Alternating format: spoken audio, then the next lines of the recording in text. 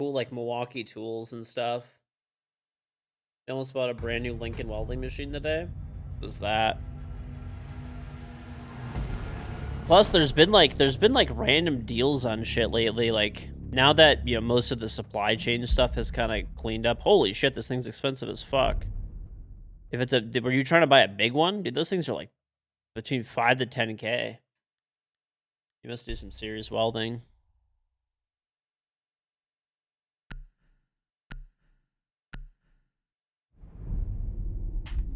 Okay.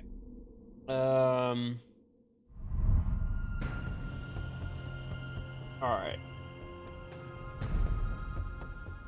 Alright. Hopefully this is a legit game. Maybe.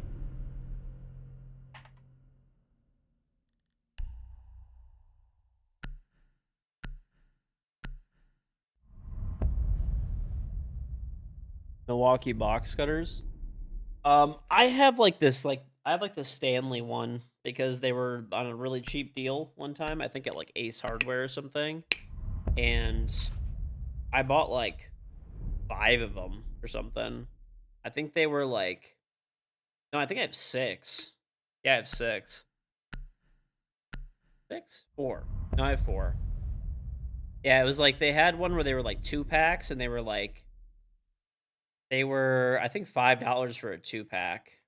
Something crazy like that. So I bought 2 packs. And then they had the blades on sale too, like the razor blades. So I mean, I bought a 100-pack of razor blades, which is like I'll never run out and that, like ever.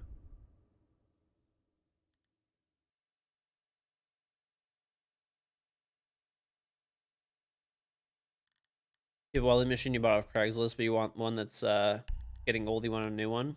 Fair enough.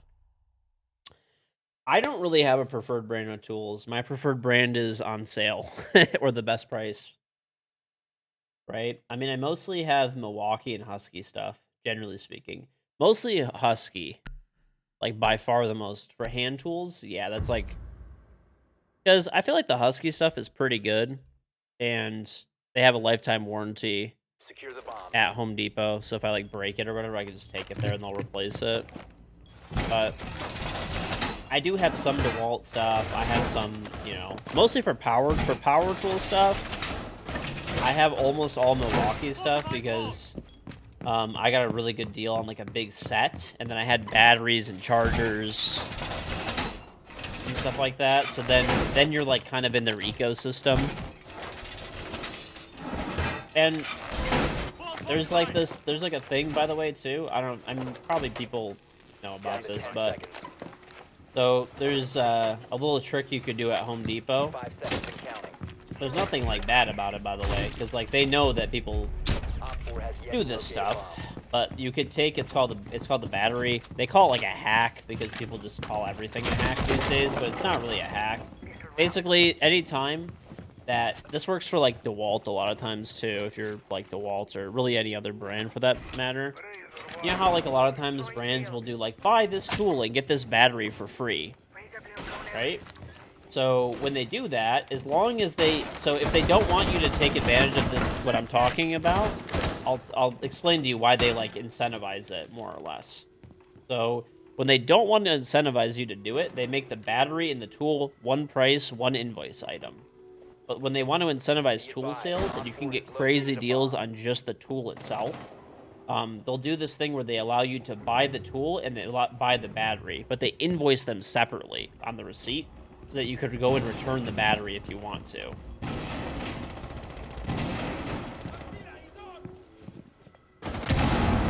So I'll give you an example, right? Like, guys, boosted here. Why?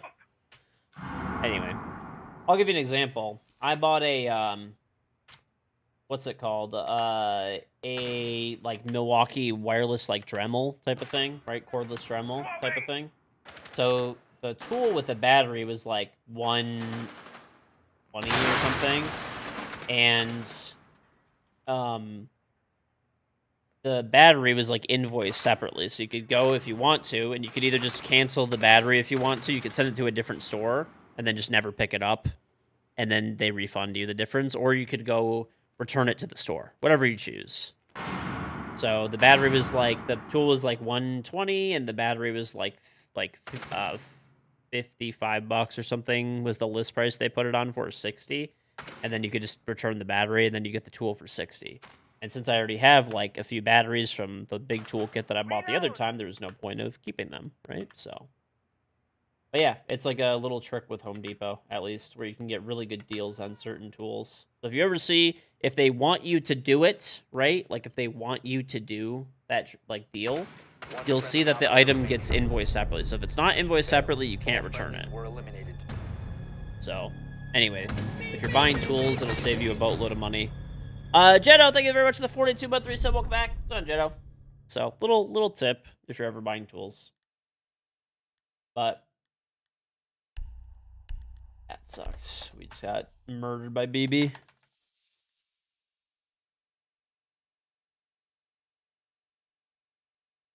BB in 2023. BB is good again. He is, actually. Is good.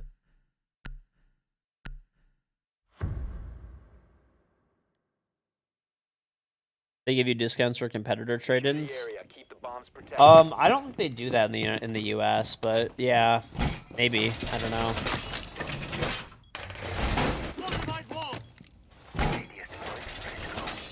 There's also a thing too with Home Depot. I've never done this before, but I've seen people online doing it. Because I didn't really know about it until like semi-recently. I haven't bought anything that's expensive enough to really make it worthwhile. But if you have a Menards near you, like a state that has like numerous Menards locations, the Menards has that thing where they have like a mail-in rebate for like 11% off of anything. And if you have a Home Depot and a Menards in your area, Home Depot will give you an 11% mail-in rebate as well.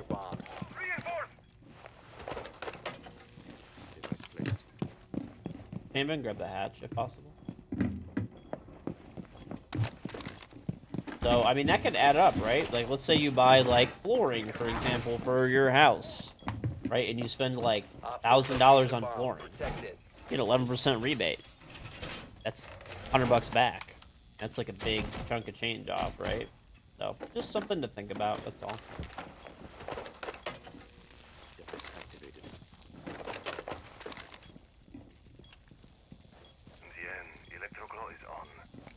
I've actually never done a Menards rebate. It's like, it's not really worth it to me because, like, okay, I'll give you an example, right? So for the mail-in rebates, you have to like send your receipt in and shit.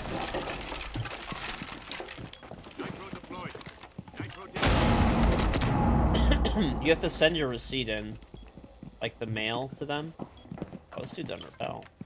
Oh, come on, man.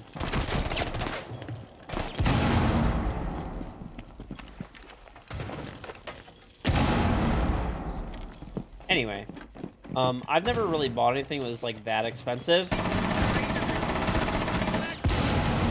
He's dead. I've never really bought anything that's that expensive from Menards, so like whenever I buy stuff from Menards, it's like, you know, 10 bucks, 20 bucks, whatever, stuff like that. And it's like, if I have a receipt that's like $10 or $20, it's like if I mail it in and I get the 11% back, it's like $10.10, or sorry, $1.10 back, or like $2.20. And it's like by the time that I like print the receipt out and everything, right, or put the receipt in, mail the receipt in, pay for a stamp, envelope, everything, it's like, you know, I'm paying, you know, 80 cents or whatever the fuck it is just for like the, just for the mail in, just to mail the rebate in. There's another one on the hatch, I'm pretty sure. They're chasing this kill in EXO. Right, you're spending like, whatever, I don't know, what the fuck is a stamp? The state's like about 60 cents, give or take. You gotta keep a shit ton of receipts and send them all at the same time. Yeah, I guess, maybe if you like add them up, I don't know. Am I good with trade work? Honestly, like, I could do stuff, yeah. I normally don't, to be honest. It depends, like, if it's, like, little stuff, like, yes, I will fix little things by myself. If it takes more than... Nice clutch. If it takes more than, like, maybe an hour say, to fix, or requires me to buy, like, a lot of expensive, complex tools, or if it's, like, a big job, right? Like, I'll normally, like, subcontract it out. I'll pay someone to do it. But, you know, if it's something small, like, I fix small stuff around my house all the time. Like, literally, like, all the fucking time.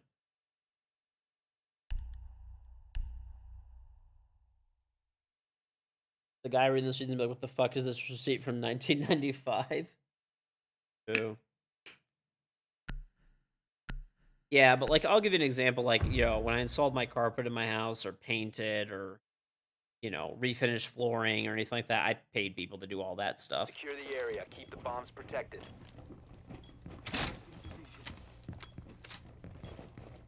But, you know, if I have a clogged sink or, whatever, a fucking leaky toilet or leaky sink or I want to change out a faucet or something or basic stuff like that. Yeah, I do all that kind of stuff. That's easy. I'm actually really getting the hang of this map now.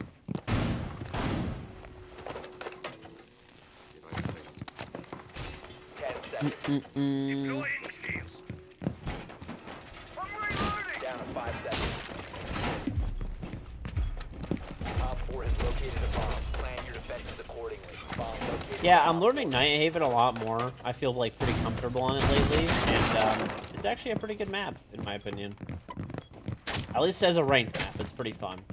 Keeps things pretty fresh, and it seemed like it is a really big and complex map, but the thing is, you can kind of like compartmentalize. It's kind of like, I would say, like a villa type of thing. Yeah, I put the bandits on the bottom too, so they can't get both sets. Cause they're gonna EMP and probably nade or whatever. Yes.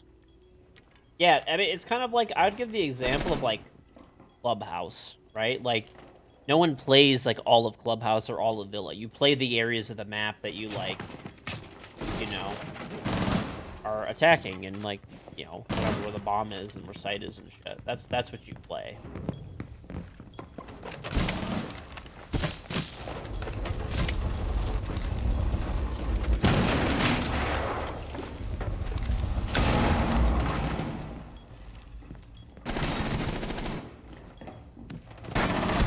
You ugly fucking loser. Doctor! Oh shit!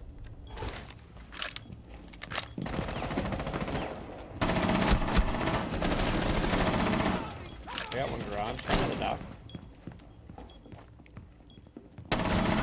Op 4, last operator standing. Let's go! Hostiles eliminated. Leave the dock.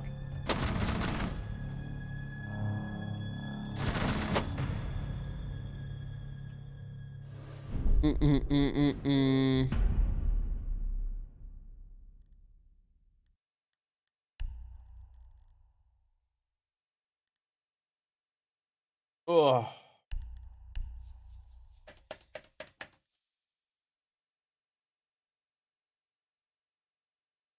Actually, I feel like I should just take, like, something with EMP. Fine? Perhaps? Sure. Mm-mm-mm-mm. We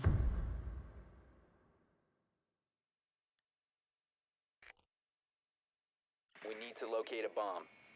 That guy in Raffers was too fun to click. I think he was in barbed wire, honestly. I think he was in barb. I yelled doctor when I was down. Listen, dude, I was in a state of panic, okay? Don't judge me for anything that I say while I'm down. Motherfucker. They got my drone.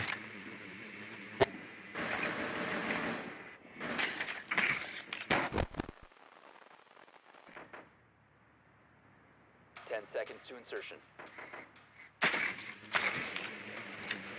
5 seconds before insertion. Your mission is to locate and defuse the bomb.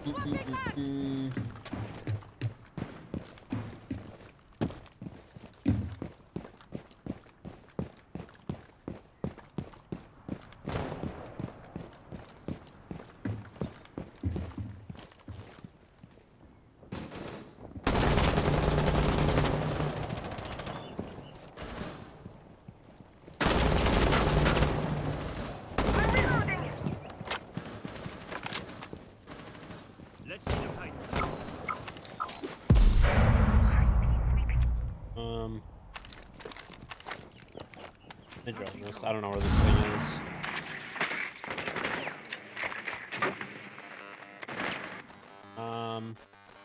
Not sure. I think I see one over here. I'm gonna just X.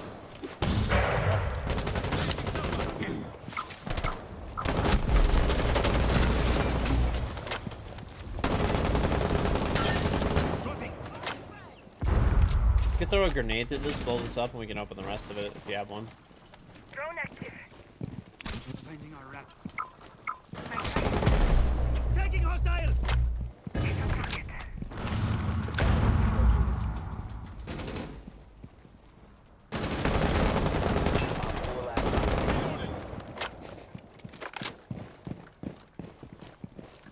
I like how you can't really see this camera clearly. It's actually very fucking annoying. Diffuser is now secured.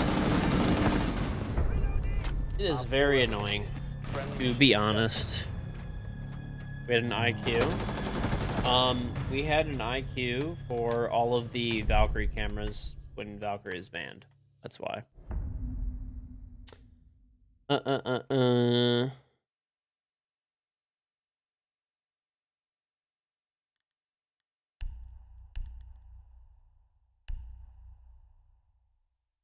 You hate this game? Literally everyone does. Game is awful.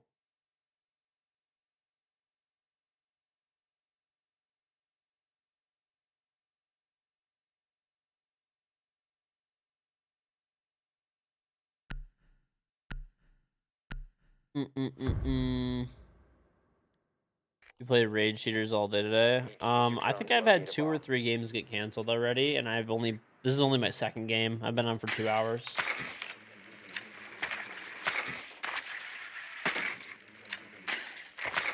Yeah, supposedly a few like cheats got back online today, which would explain a lot.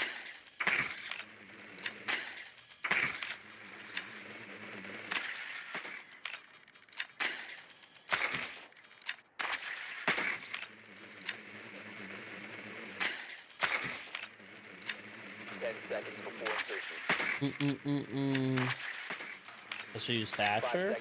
Thatcher is banned. Oh. You've located a bomb.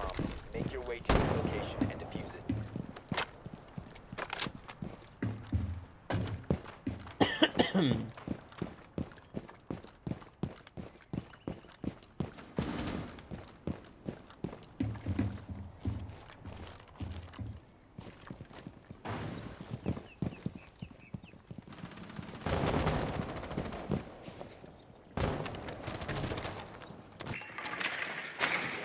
Loading human.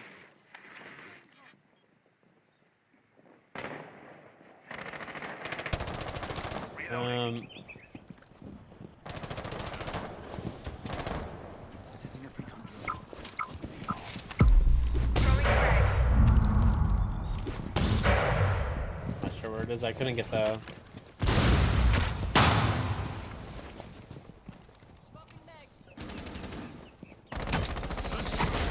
Torches out!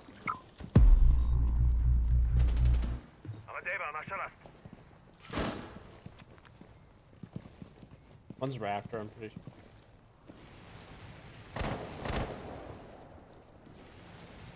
Launching drone.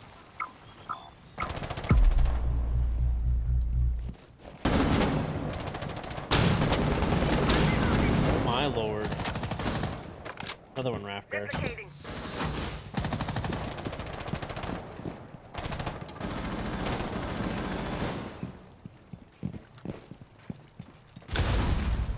Drop the diffuser. Come here, Grabster. That timing is crazy, man. Like it truly is. Op 4 last stop standing. Gemini's offline. Oh, pain, dude. Fucking pain. The Mav is struggling. It's okay. Yeah, I mean, we, in theory, could have, like, cut that whole wall down, but it's okay. The diffuser has been recovered.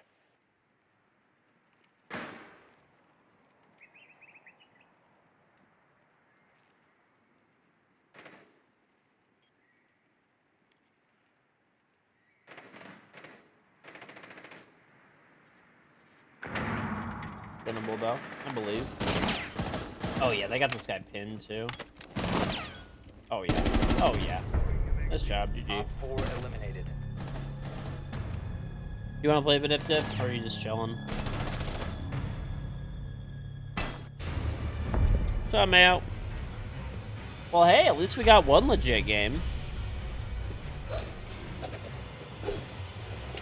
One legit game in 2 hours. Actually, no, we had two. The other game we just threw because our teammates were like, we had two teammates with donuts, and they like literally didn't play anything but like Finka and Dokkaebi, like random ass fucking operators, while not getting any kills. And we didn't have a hard breacher. To the point where I had like 10 kills and I was playing hard breach. They literally would not pick it.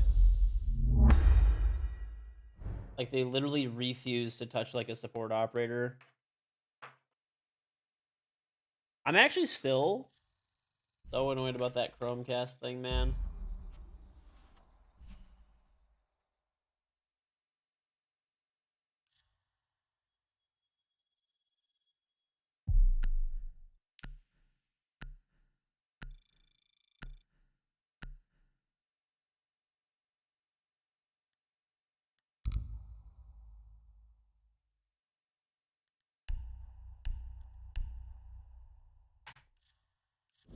What happened with the Chromecast?